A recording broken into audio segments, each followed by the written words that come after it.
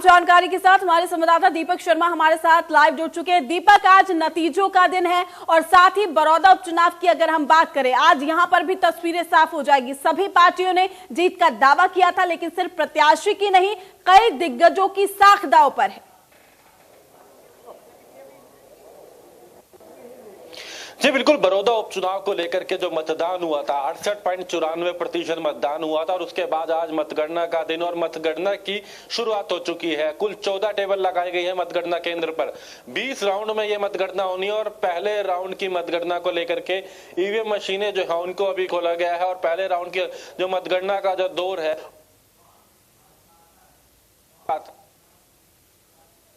438 ऐसे ballot paper हैं जो कि बुजुर्ग और दिव्यांग थे। 29 ऐसे बैलेट पेपर हैं जो कि बुजुर्ग और दिव्यांग थे, उन्होंने बैलेट पेपर का इस्तेमाल किया था जिनकी मतगणना की जा रही है। इसके साथ साथ 155 जो है ऐसे जो सर्विस में जो लोग हैं जो कि अलग अलग जगहों पर है, उन्होंने भी बैलेट पेपर के जरिए जो है मतदान किया था, तो उसकी मतगणना यहाँ पर जो है शुरुआत हो चुकी है।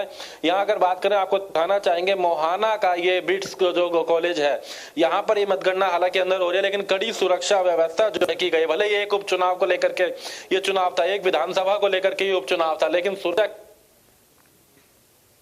प्रदेश की है, प्रदेश की राजनीति की है। एक तरफ प्रदेश में भाजपा की सरकार और सरकार की साख दांव पर, बीजेपी की साख दांव पर, क्योंकि विकास के नाम पर यहाँ पर चुनाव हुआ था और अब से कुछ देर के बाद क्योंकि जब मतगणना अभी शुरुआत हुई है, धीरे धीरे नतीजे भी जो है, नतीजों की जो जब नतीजे तो आते हैं तो पहले, लेकिन रुझान किस तरीके का रहा, किस तरीके की काउंटिंग रही, वो आना शुरू हो जाएंगे। और इसके साथ साथ कांग्रेस की बात करें, कांग्रेस भी अपना गढ़ बचाने को लेकर, कांग्रेस का गढ़ कहा जाता है बड़ौदा, और आज जब मतगणना होगी तो धीरे धीरे तस्वीर सामने होगी क्या भूपेंद्र सिंह हुड्डा अपना वो गढ़ बचा सकेंगे या फिर बीजेपी जो विकास के नाम पर प्रदेश में और केंद्र में सरकार है, अपने विकास के नाम पर जो चुनाव लड़ा अपनी साख बचा सकेगी। दोनों ही पार्टियों के उम्मीदवार, एक तरफ बीजेपी से योगेश्वर दत्त, दूसरी तरफ कांग्रेस से इंदुराज, कड़ा मुकाबला उनके बीच में हालांकि देखा गया था, लेकिन अब मतगणना की क्योंकि शुरुआत हुई है, धीरे धीरे रुझान जो है, धीरे धीरे तस्वीरें जो है वो सामने आना शुरू होंगी।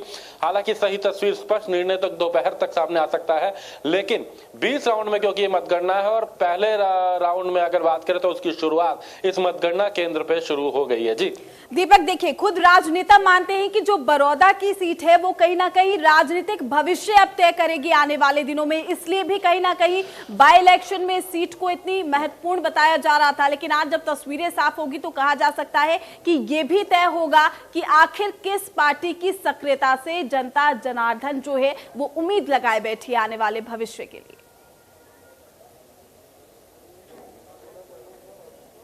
जी बिल्कुल, हालांकि एक सीट पर चुनाव, उपचुनाव है ये, लेकिन कहीं ना कहीं राजनीति जो है अगर बात करें 2024 भी की कहीं ना कहीं इसको लेकर के जरूर तय होगी। जिस तरीके से तमाम दलों ने ये दावा भी किया था, चाहे हम भारतीय जनता पार्टी की बात करें जिसकी प्रदेश में और केंद्र में सरकार है, उनका ये दावा था कि विकास के नाम पे वो चुनाव लड़ रहे हैं और उन्होंने भी कहा था कि सरकार के कामकाज की, सरकार के विकास कार्यों की तस्वीर इस चुनाव में नजर आएगी। तो क्या विकास कार्य की तरफ से लोग गए, विकास कार्य पर भरोसा किया, ये तस्वीर कुछ देर में स्पष्ट होगी, या विकास कार्य की तरफ रहते हैं या कांग्रेस की तरफ। कांग्रेस अपना गढ़ बचाने की बात कर रही थी, उनका कहना था कि सरकार के खिलाफ अविश्वास एक तरफ से ये मतदान था और उस मतदान के बाद आज जब मतगणना होगी तो वो तस्वीर सामने आएगी।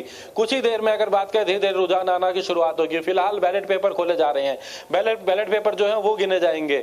बैलेट पेपर गिनने के बाद, क्योंकि जैसे हमने बताया कि 438 बुजुर्ग एवं दिव्यांग थे, उसके बाद 155 जो है सर्विसमैन थे, तो तकरीबन 650 के करीब अगर बात की जाए तो ये बैलेट पेपर है जिसकी मतगणना की जा रही है सबसे पहले। इसके बाद 14 टेबल्स क्योंकि जो लगाई गई हैं, 20 राउंड को कुल है, तो इन 20 राउंड में जो वोट है, जो मतदान जो हुआ था उसकी मतगणना यहाँ पर की जाएगी। तकरीबन 1,21,000 मतदाताओं ने अपने मताधिकार का उपयोग किया था और ऐसे में किसकी तरफ वो गए थे उम्मीदवार, कई राजनीतिक दल थे। यूं तो इंडियन नेशनल लोकदल की बात की था, जोगिंदर मलिक, हालांकि चुनाव में कहीं ना कहीं उन्होंने कई दावे रखे, खुद पूर्व मुख्यमंत्री ओम प्रकाश चौटाला चुनाव मैदान में उतरे, प्रचार के लिए उतरे, लेकिन कहीं ना कहीं अंत में जैसे जाते ये मुकाबला कांग्रेस और बीजेपी के बीच में एक कड़ा मुकाबला ये रह गया था।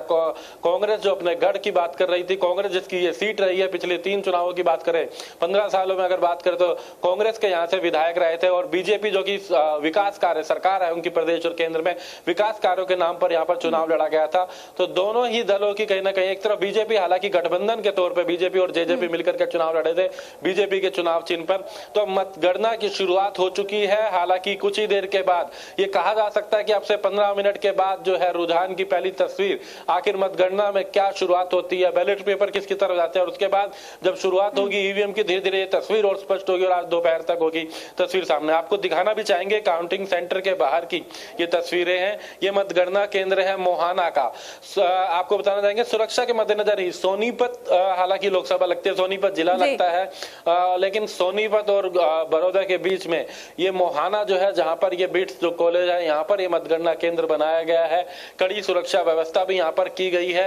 यहाँ पर अगर बात की जाए तो हर व्यक्ति की जांच के बाद केवल उन्हीं लोगों को आने दिया जा रहा है जिनके पास विशेष पहचान पत्र जो चुनाव आयोग की तरफ से बनाए गए थे, जो प्रशासन की तरफ से बनाए गए थे, जिनके पास वो पहचान पत्र है, केवल उन्हीं लोगों को यहाँ आने दिया जा रहा है।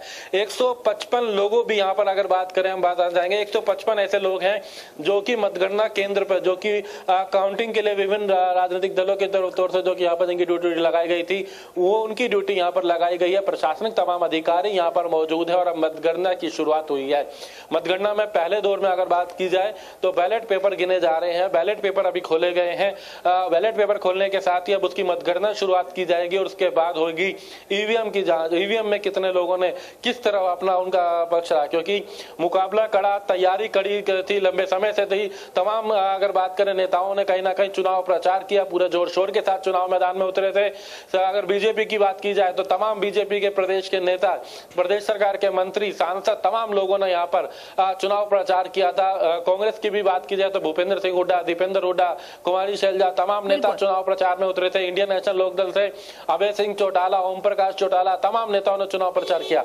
हालांकि ये मुकाबला कांग्रेस और बीजेपी के बीच में, कांग्रेस और बीजेपी के उम्मीदवार के बीच में कड़ा मुकाबला, बीजेपी के साथ जेजेपी का गठबंधन, जेजेपी से दुष्यंत चौटाला, दिग्विजय चौटाला, तमाम नेताओं ने यहाँ प्रचार किया था। तो बीजेपी और जेजेपी गठबंधन का उम्मीदवार योगेश्वर दत्त और कांग्रेस के उम्मीदवार इंदुराज नरवाल के बीच में कड़ा मुकाबला इस चुनाव के दौरान रहा था। हालांकि मुकाबला अब किस ओर जाता है, किसकी ओर ये विजय की परचम को नाद लहराता है, धीरे धीरे तस्वीर सामने होगी और दोपहर तक जरूर कहा जा सकता है कि स्पष्ट हो जाएगा कि आखिरकार जो ये रण था, तमाम दावे थे, तमाम वादे थे, उसके बाद बड़ौदा की जनता ने, बड़ौदा के लोगों ने किस ओर अपना रुख किया, किस पर विश्वास जताया।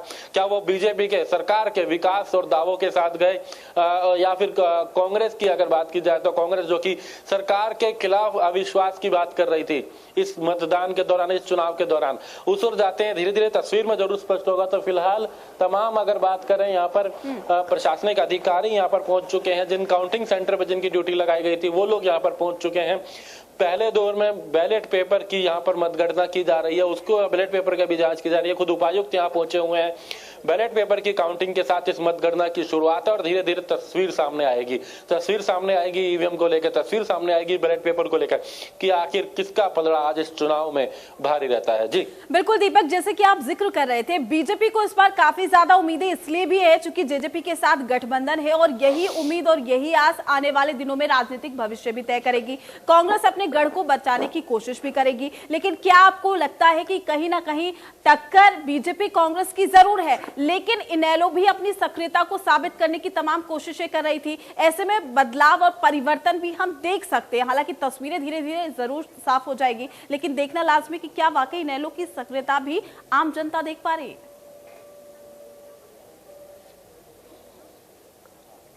जी बिल्कुल, 2019 के जब विधानसभा चुनाव हुए थे, जब 90 सीटों पर ये चुनाव हुए थे, तो अगर हम इंडियन नेशनल लोकदल की बात करें तो जोगिंदर मलिक 2019 में भी वही उम्मीदवार थे, लेकिन 3454 मत उन्हें मिले थे केवल। एक बड़ा कहें तो कहीं ना कहीं नुकसान इंडियन नेशनल लोकदल को रहा था। लोगों की अगर बात करें, मतगणना हुई थी तो ये त्रिकोणीय मुकाबला हो गया था बीजेपी, कांग्रेस और जेजेपी के बीच में, और आखिरकार कांग्रेस यहाँ पर एक नंबर पर रही थी, श्री कृष्ण हुड्डा चुनाव जीते थे। दूसरे नंबर पर बीजेपी रही थी योगेश्वर दत्त, और तीसरे नंबर पर जननायक जनता पार्टी रही थी। लेकिन इस चुनाव में अगर बात करें, क्योंकि बीजेपी और जेजेपी ने प्रदेश में सरकार बनाई थी, तो बीजेपी और जेजेपी मिलकर के चुनाव लड़े थे। ऐसे में यह मुकाबला केवल दो दलों के बीच रह गया था, कांग्रेस और बीजेपी के बीच में रह गया था। इंडियन नेशनल लोकदल कुछ खास भूमिका इस चुनाव में निभा नहीं सकी थी। हालांकि खुद अभय चौटाला, ओम प्रकाश चौटाला चुनाव प्रचार में रहे थे। दावे कई किए गए थे, वादे कई किए गए थे, लेकिन कहीं ना कहीं इंडियन नेशनल लोकदल के लिए सबसे बड़ी चुनौती थी कि शायद उस 3454 के आंकड़े को ही पार करे, उससे कुछ आगे बढ़े, शायद वो लोगों पर विश्वास जता सके। लेकिन फिलहाल कुछ देर के बाद तस्वीर सामने आएगी, लेकिन मुकाबला जरूर अभी तक जो देखा गया, जैसे जैसे चुनाव प्रचार आगे बढ़ा था, जैसे जैसे मतदान का दिन सामने बिल्कुल दीपक, क्या लगता है वाकई पूर्व सांसद राजकुमार सैनी भी वोटों का विखराब कर सकते हैं?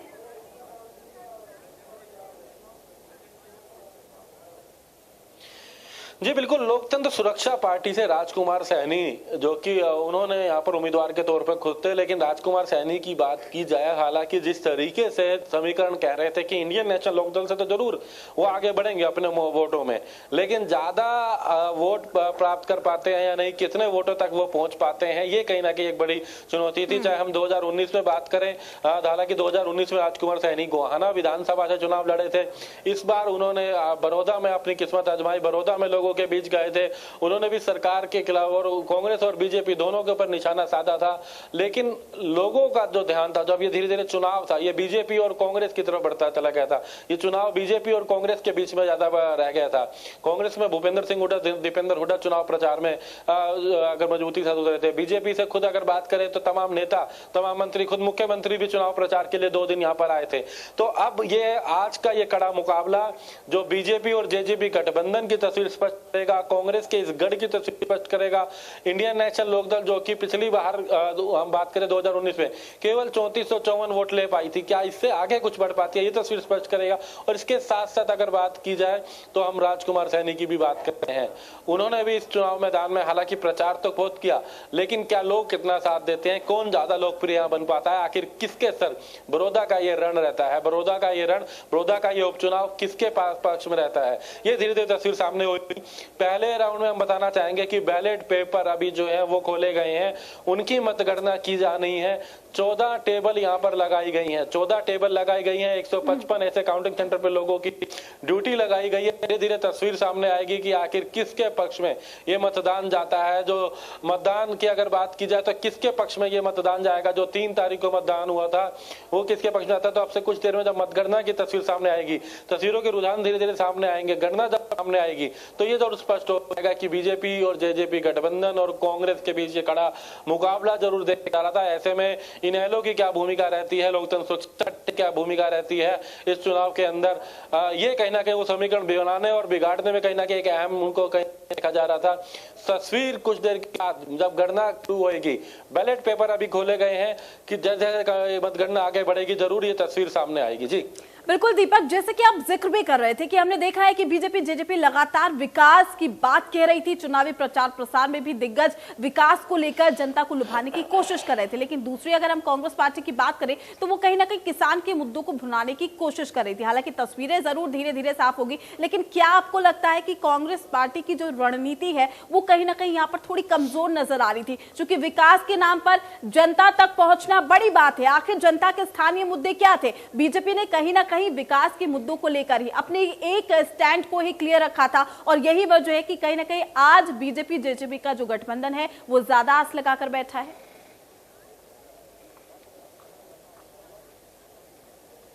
जी बिल्कुल, आस बीजेपी जेजेपी गठबंधन को भी है, आस कांग्रेस को भी है, इनेलो को भी है और लोकतंत्र सुरक्षा पार्टी को। तमाम जो जहां पर उम्मीदवार थे, कुल 14 उम्मीदवार इस चुनाव मैदान में बचे थे। शुरुआती दौर में 25 लोगों ने नामांकन भरा था, लेकिन धीरे धीरे 14 उम्मीदवार चुनाव मैदान में बचे थे। बीजेपी की अगर बात की जाए, क्योंकि प्रदेश में और केंद्र में सरकार थी, तो ऐसे में सरकार की साख जरूर दाव पे होती है। विकास के मुद्दे पे जो भारतीय जनता पार्टी उतरी थी, हम बड़ौदा की बात करें तो ये दावा भी किया गया था कि 700 नौकरियां जो है अकेले बड़ौदा विधानसभा में दी गई है।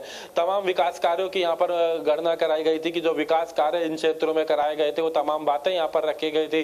गांव-गांव में जाकर के खुद प्रदेश भाजपा के अध्यक्ष ओम प्रकाश धनखड़, जेजेपी के प्रदेश अध्यक्ष निशांत सिंह ने तमाम लोगों से मुलाकात करी थी, जनसभाएं करी थी। खुद मुख्यमंत्री मनोहर लाल ने अगर बात करें तो 11 के करीब जनसभाएं यहाँ पर करी थी। उप मुख्यमंत्री दुष्यंत चौटाला ने कई जनसभाएं यहाँ पर करी थी। उन्होंने भी बीजेपी के लिए वो वोट की बात अपील करी थी। तो विकास के नाम को लेकर के, विकास के मॉडल को लेकर के, क्षेत्र के विकास को लेकर के भारतीय जनता पार्टी और जेजेपी इस चुनाव मैदान में आगे बढ़े थे। लेकिन सबसे बड़ी चुनौती थी कांग्रेस से लड़ाई लड़ना। कांग्रेस जिसकी ये सीट कही जाती थी, कांग्रेस जिसका ये गढ़ कहा जाता था, श्री कृष्ण हुड्डा जो कि इनके विधायक थे, जिसके निधन के बाद ये सीट खाली हुई थी, उनको लेकर के कहीं ना कहीं कड़ा मुकाबला जरूर था। धीरे धीरे तस्वीर जरूर हम बात करें तो सामने जरूर आएगी, लेकिन कहीं ना कहीं एक तरफ बीजेपी और जेजेपी सरकार, क्योंकि प्रदेश और केंद्र में है, विकास के नाम पर यहाँ पर बात की गई थी। हालांकि विकास के नाम पर शुरू हुआ ये चुनाव धीरे धीरे किसानों के मुद्दे मुद्दे पे आ गया था। मुद्दा यहाँ पर गर्म रहा एमएसपी का लेकर के कि एमएसपी को लेकर के क्या होगा। खुद मुख्यमंत्री ने कहा था कि एमएसपी से छेड़छाड़ नहीं होगी, अगर एमएसपी से छेड़छाड़ हुई तो वो अपनी राजनीति से इस्तीफा देंगे। इस तरीके के तमाम बयान भी, बड़े बयान भी सामने आए थे और आखिरकार मुद्दा एक ही था कि लोगों को अपने पक्ष में कर सके, मतदाताओं को अपनी ओर जा सके, मतदाताओं को अपने साथ जोड़ सके। यही एक उम्मीद के साथ तमाम राजनीतिक दलों के नेता, बिल्कुल दीपक, और देखना भी लाजमी हो जाता है कि आखिर जनता ने किस मुद्दे को अपनाया है। आप हमारे साथ बने रहिएगा, तमाम अपडेट हम आपसे लेते रहेंगे और साथ ही अपने दर्शकों तक तमाम रुझान भी पहुंचाते रहेंगे। लेकिन फिलहाल रुकते हैं एक छोटे से ब्रेक के लिए।